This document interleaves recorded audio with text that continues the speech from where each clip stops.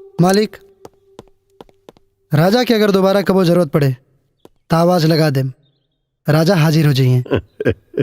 चल अभी आवाज लगा बती कि जब हमारा बेटी नैना के ब्याह हुई तो वही है जरूर। हाँ। जी मालिक। चला दोस्त, अब हमार तो हर साथ एजे तक ले रहे जा। अरे ओकरा के तो समझौनी है, अब तोरा के अलग से समझावे के पड़ी। जाओ, अरे जा।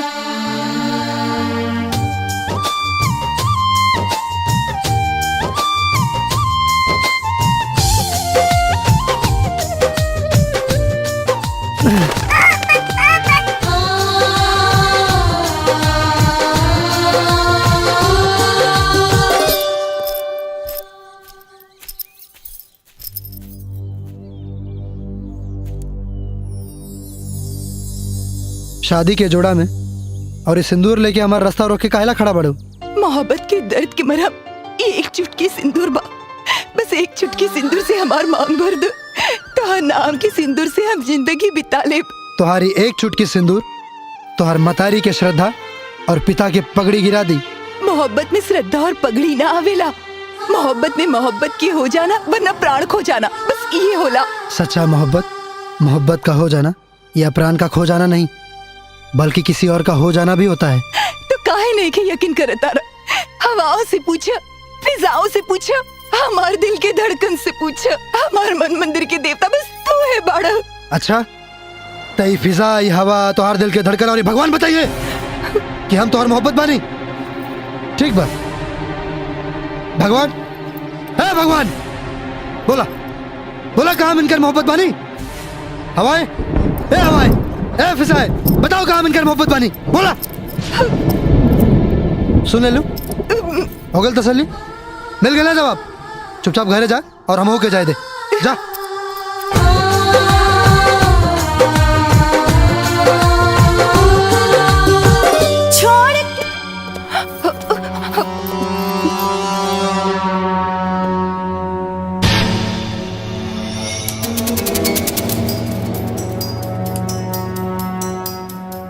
अच्छा कहीं नहीं है मालिक, किरावा लोग आ गए नहीं है, नैना के लेके जाए। वो तो हम लेके ही जाए, लेकिन तू ही बतो कि तोरा हम ब्लैंक चिक दे ली लेकिन तब वो तो हर मन नंबर दिखा दे ले अपन असल औकात।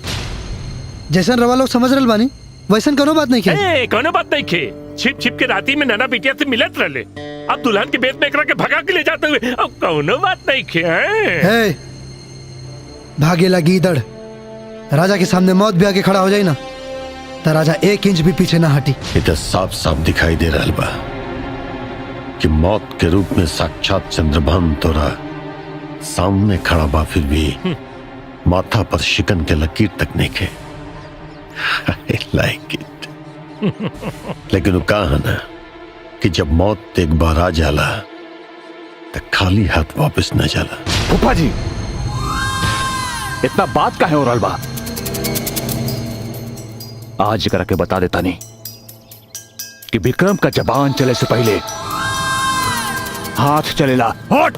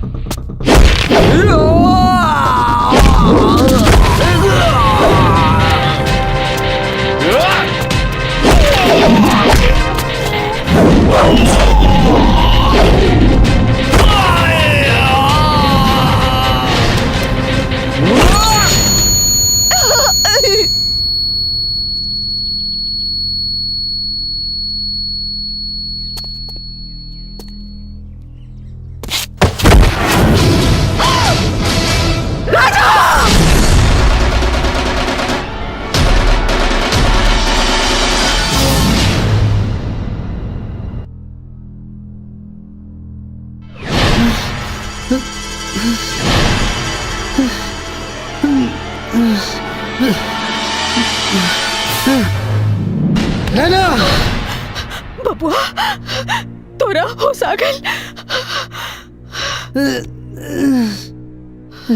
माई बाकी ई मोहब्बत के बा और हमरा ऐसा काहे लागता कि हमरा और नैना में कुछ बा। बताओ ना रे माई, मोहब्बत के बा? माई बोल ना रे, चुप काहे बाड़ू? ई मोहब्बत के बा माई? अरे बोल ना रे माई, मोहब्बत के बा? तो ही मोहब्बत बाड़े। तब फिर राजा के बा?